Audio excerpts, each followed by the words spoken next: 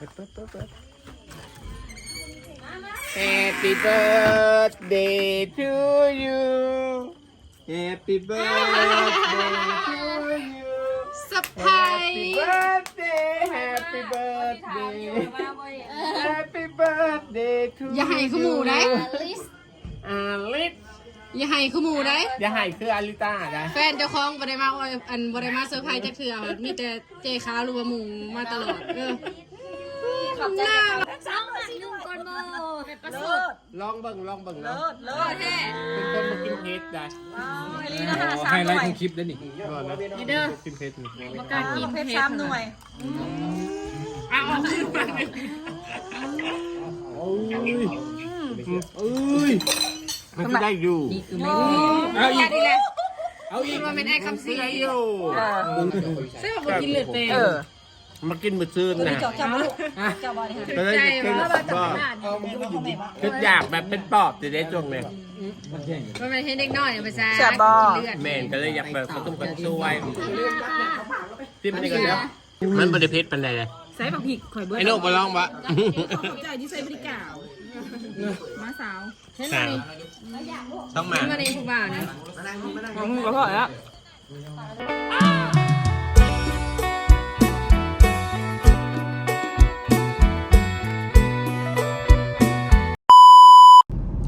Hi everyone everything ซึ่งกระเบล today tonight ครับรถเดี๋ยวนะทุกคนสบายดีเด้อพ่อแม่พี่น้องสกุลสกลเมื่อในกันเนาะวันเกิดอีกแล้วทุกคนจะถามว่าวันเกิดคือวันเกิดดุกวันเกิดด้านกะ เปิดคลิปค เปิดคลิปข้าม เพราะว่าไปตอนนี้จะแปดโมง ข้าม แล้ว เพราะว่าสักหน่อยเพิ่นข้าวเวียกเลยทุกคนเพิ่นข้าวเวียกถ้าพี่ว่าเพิ่นก็สิบ่ได้ไปเด้เอาก็เลยไป เพราะว่าหนึ่งหน่อยก็คือรับปากหรือว่ากึ่งรับปากที่เขาก็บ่ได้อันนั้นมื้อนั้นก็เมาในหนึ่งเด้เนาะทุกคนมื้อนี้ก็สิสไปเซอร์ไพรส์วันเกิดเพิ่นนิดนึงก็เตรียมเค้กมาเบิ่งนะ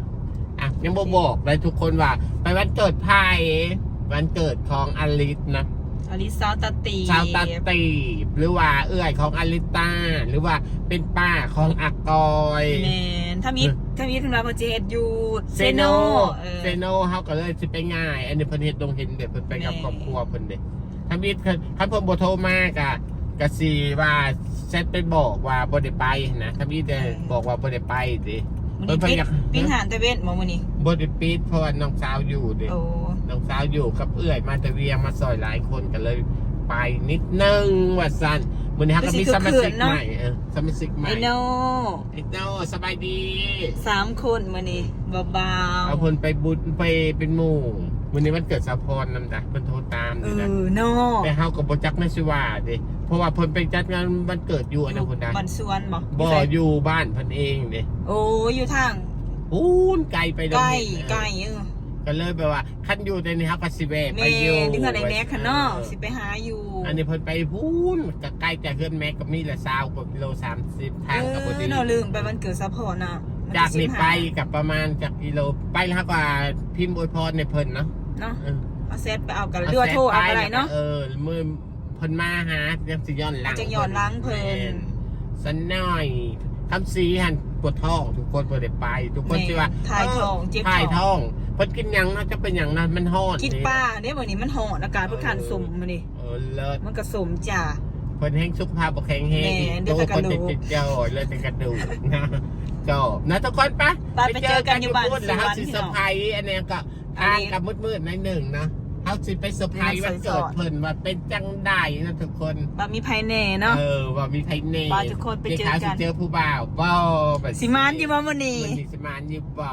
มื้อนั้นก็จังมานอยู่มื้อนั้น บ่ได้จ้า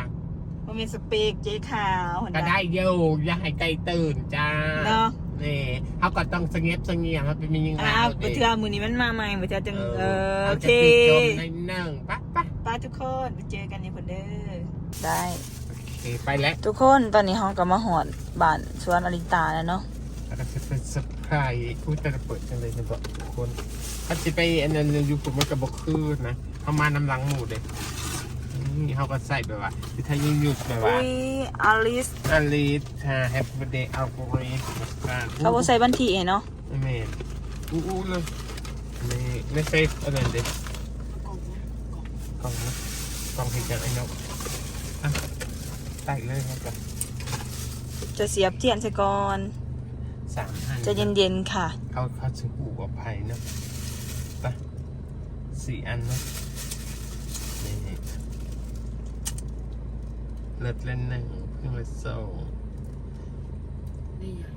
ไผ่กระบูดเป็นไผ่ หู ทำไมอีกอันหนึ่ง แน่บ่เห็นนะ อันลิต้ามาใช่ไหม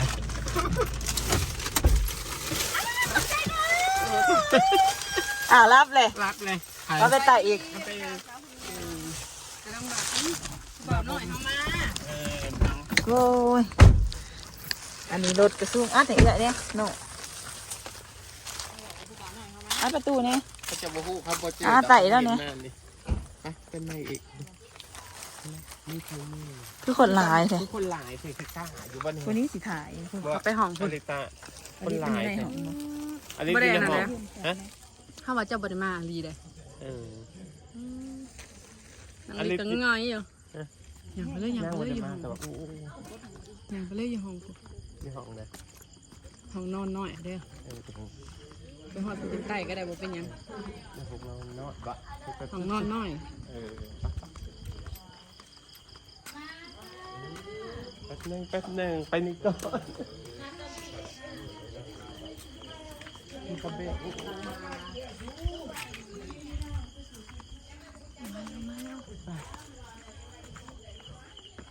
นี่นั่งไป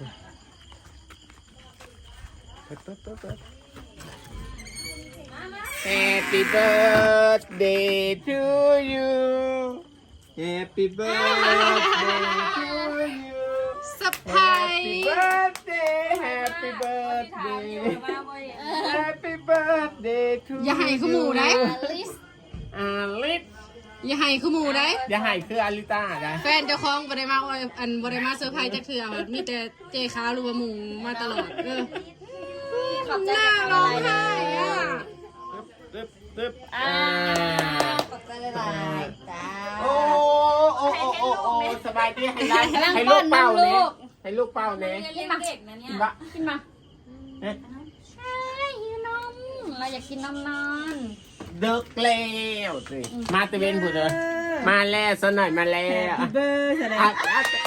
อาไต่ซะหน่อยซะหน่อยก่อนหน่อยมาเลย เอาลูกนอนอยู่ เอาลูกนอนอยู่มาไต่พูดไต่ไต่ เบิ่งหมูอลิสทุกคน เด็ก อันนี้เรื่องเด็ก บ้าปุ๊เอาเปล่า มาตะเวนบ่ แม่มันจะเป็นหัวตะ4-5 โมง มันเกิดซาอลิตติ เขากำลังตกใจ เพื่อน ว่า ไปได้มา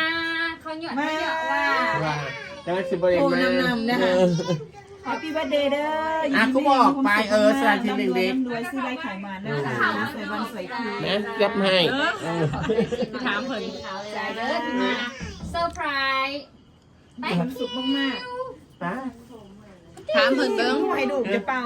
กระเป๋าเป็น บ่ได้ถึงเซอร์ไพรส์วันนี้มาโดนปานใดล่ะ โอ้ตั้งแต่สมัยเฮียน ตั้งแต่สมัย อลิส โอ้ยเขาก็ซึ้งได้ดีใจเนี่ยดิฮะ ดีใจ เรามาเซอร์ไพรส์หมูตอนนั้นหมูเลยหมูจะหาย แตกอะไรกัน บ่ว่า ตั้งแต่สมัยเฮียนพูดเลย อีกใจหนึ่งหมูตอนนั้นอีกใจหนึ่งกับไอ้เผิงไปใส่เด้คือว่ามาแบบสินะ อีกใจหนึ่งผัดหมูมาเซอร์ไพรส์ผัดรู้สึกแบบว่าหมูใส่ใจไร้กูอ่ะนะ บ่แฟนเลยใส่ใจหลายกลัว แฟนทำบ่มีโมเมนต์แบบนี้ขนาด อยู่นอกอ่ะ สบายดีเอื้อยและ สบายดีจ้ะโอ้ย หลานชาย อันนี้ก็มา มาจิจับใหม่เลยจ้ามาบัดนี้เขาจังได้เมามอยนิดนึงสวย สบา เนาะ ยดีเด้อจะพูดบอกเขาบอกเขาจะว่าจังไง ว่า เพราะว่ารถไพ่มาเขาก็ตื่นเลยเอ้าว่าเป็นเขามาผิดบอกเพราะว่าคันสิว่ารถเจ้ากับเจ้าบ่เคยขี่คันนี้มาจะ แม่ เกิด บ่ เอง เคยขี่คันนี้มา นั่น นี่ แหละมันก็เอะใจได้หักแนมไปเห็นอยู่อันซันดังไปสิแหละ บ่เมามอย เจ๊ขาวแล้วแหละก็เลยหย่างไปหลายคนตกใจได้ค่ะ บ่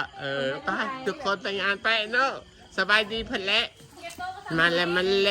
วอ่ะผู้บ่าวเขาบ่มาบ่ฮะสบายดีอ่ะคือว่าผู้บ่าวเขามานำ เจ๊ขาวมาพี่ ไม่ใส่ ไปอยู่แจโต๊ะเบิ้ง ไม่ใส่ ไปอยู่แจโต๊ะคน ผู้บ่าวเขาไฟฟ้าไม่ได้พูดหล่อๆเนาะลูกหลานมันบอกมันระบุหุดซึกจากนี่ เอ้า โมเมนสบายดี มืออยู่ตลาดเจ้าหยอกอยู่ everyone everything Singapore ถือเดทถือนะมันมีแต่ลูกหลานเลยมันโมโหซึกกระตึงกระตงจังดี ดูดีๆ ได้เลยว่ะ ดูดีๆสิดูหน้าตาน้อง ดูแล้วหล่อ เอ็นดูเนาะ เอ็นดู ๆน่ารักน่าเอ็นดูไหม น่ารักไหมดูนะส่งค่าเทอมเนาะ เลือก ผู้ใดอยากได้โทรศัพท์เครื่องใหม่ไปซื้อ ดินแล้วเนาะ นี่เดี๋ยว15 16ได้นี่ ได้นั่งกับเอ้ย นั่งนี่นั่งกับหมูนี่ก็ได้นี่ สวยกว่าถักคอยเลยนะคนสวย เป็นยังคือเห็นแต่เศร้าเลย คนสวยคนสวยนะ เป็นยังคือต้องเป็นจังซี่ มันเป็นอย่าง เอามาเพื่อตะกิมเป็นเมาอยู่สบายไอ้เขาแบ่งเด้ นะอาจจะหันหน้าไปแล้วไปโน่จะลิ้นยังนะสบายดีมันแล้วสบาย เนาะ ดี เมนูเฮาเดี๋ยวสิเอามาให้ใหม่ มีเลือดแป้งปิ้งเป็ดยำโต้งยำสลัด มาเพื่อตอนทำที่นี่มาเกรงใจเด็ก นั่งๆจ้ะ จับกล้องให้อีกทุกคน แบบบังเอิญจ้าเอ๋ เข่จะเอยูเป็นติงซิกาเบล บายดี everything ซิกเบล ผัวเฮาหล่อเนาะมือนี่ผัวเฮาหล่อนะ หัวเห่าบ้า เจ้ามันนี่เขา ผัวเฮาหล่อเนาะ เอาไปเลย ใส่ฟิวไหม น้ำก่อน อลิสโทรเอาแฟนก่อนมาเลยไหม ให้ ใส่ฟิวเองเนี่ย โบเมน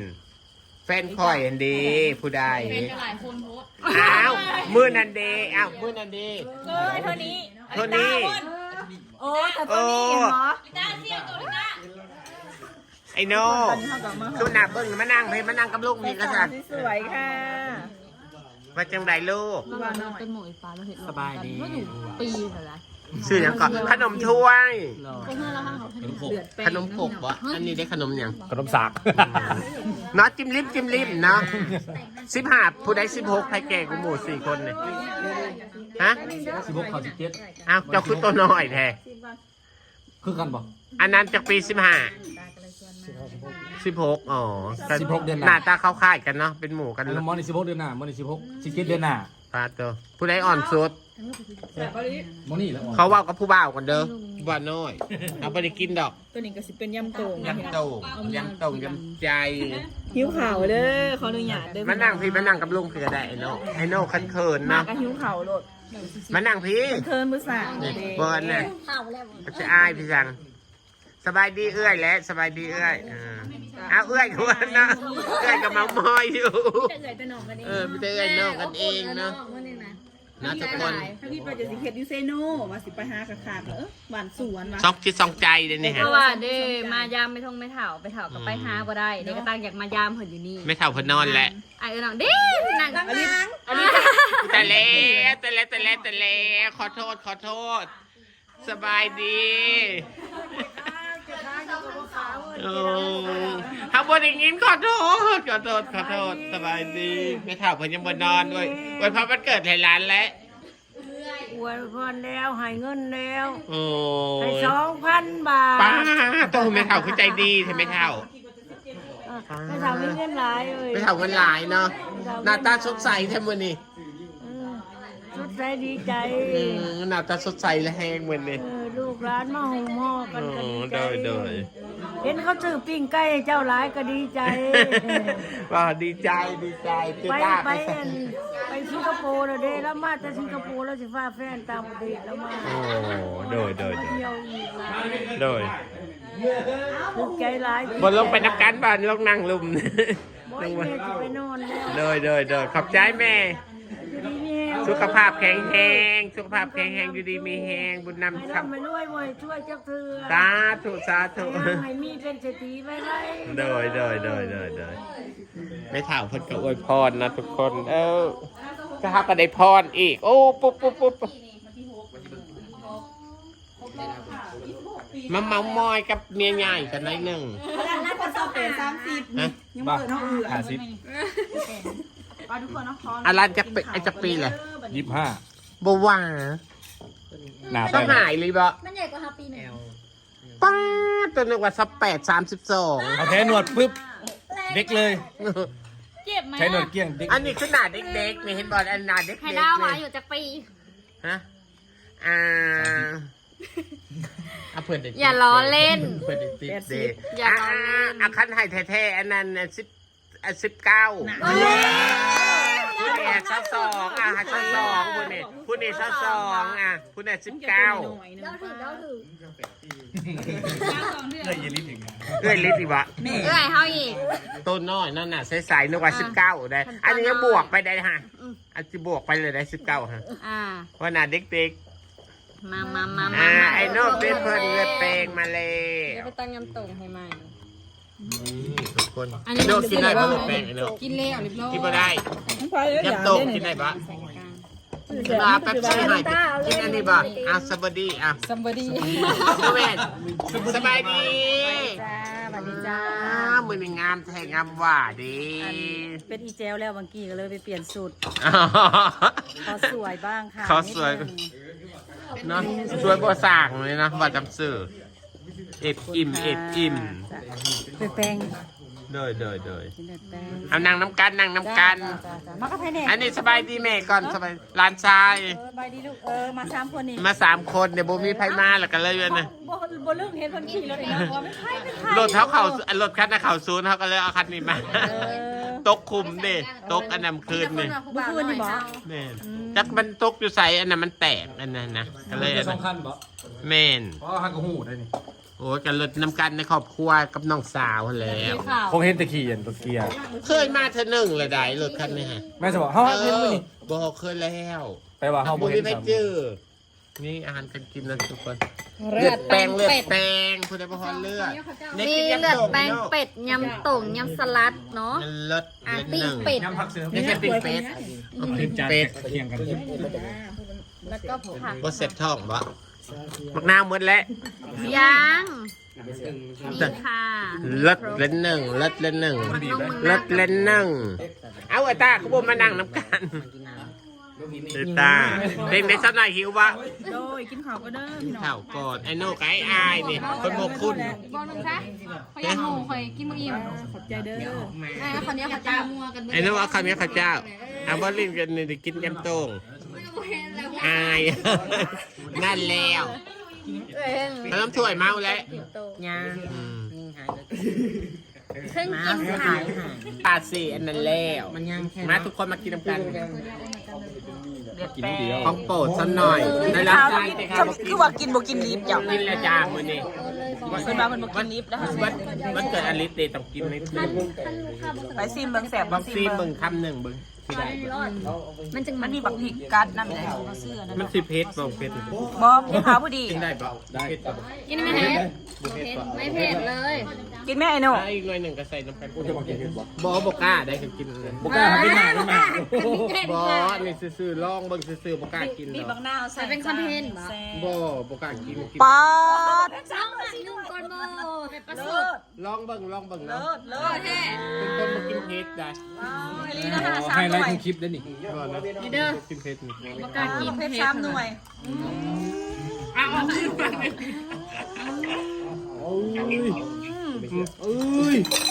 มันก็ได้อยู่ เอาอีก เอาอีกว่าเป็นไอ้คำซี ได้อยู่ โอ้ยนี่มัน หาห กิน น่วย ห้าหมาก โอ้ยนี่มันกินเพชรอะไร ห้าหมากบาทเดียวเลิศ บ่เอาแก้ค่ะ เดี๋ยวอะไรบ่ได้ยำกินเลย ถ้าได้กินข้าวกินเดือดเตะ ยำสิเพชร ทำอยู่ ใช่ว่ากินเลือดเต็ม มากินมื้อซื่นนะ เจ้าบ่เจ้าบ่นี่ ก็เลยกินบ่คืออยากแบบเป็นปอบจะได้จงเลย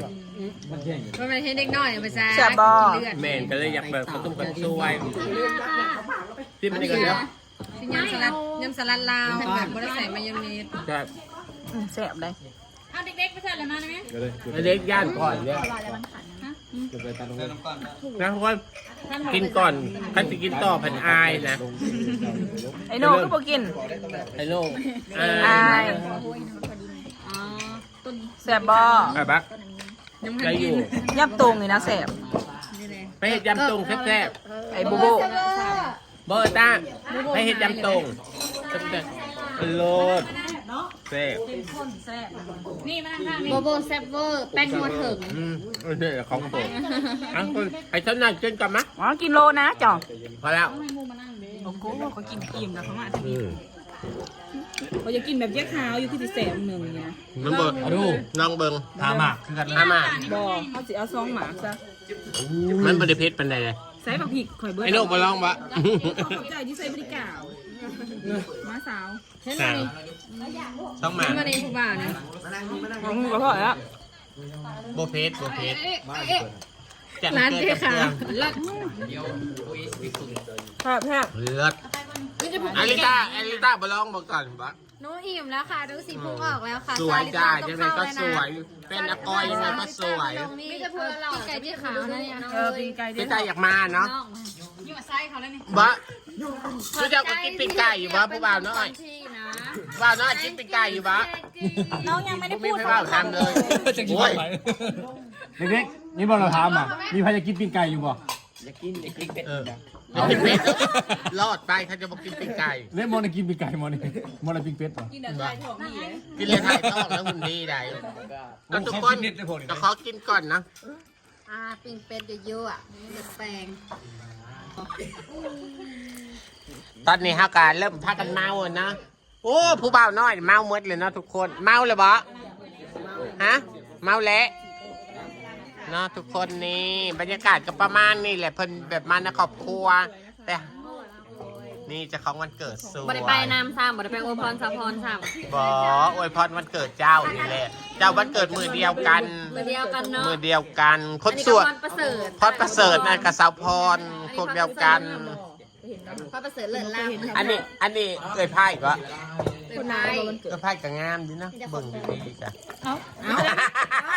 เกิดเขาผ่อนคนไรบอก ก็ได้อยู่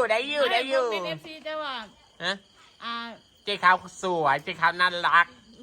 เจ๊ขาวแบบว่าดีที่สุดอะไรประมาณนี้ใช่ไหม มองเห็น FC ในอันคอมเมนต์จ้าค่ะเด้ ว่า มองให้เฮา ว่าอ๋อ ให้เขาเห็นให้มีสีสันค่ะเด้เดี๋ยวเห็นจะลงมาค่ะ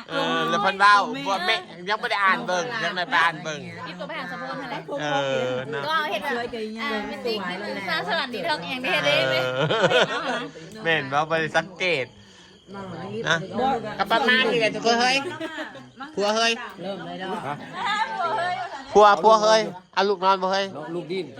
ให้โอกาสก็ได้นะทุกคนนะบรรยากาศก็ประมาณนี้แหละคลิปนี้ก็เชลาก็เด้อจังไดก็ฝากกดไลค์กดแชร์แฮปปี้เบิร์ธเดย์ทุกยูเด้อมีแต่ความสุขความเจริญนะร่ำรวยสุขภาพแข็งแรงพวนรักพวนหลงไม่ง่าให้เงินหลายๆแบบสิเงินมาให้เธอซิตื้อร้อยตื้อเนาะตลาดก็เป็นของอินโนดินจากซาวตอนก็มา ฝัน เป็น สูงกันไปมีพี่อันตะกันซ่า นะขอให้ได้นะขอให้ร่ำรวยเนาะบ๊ายบา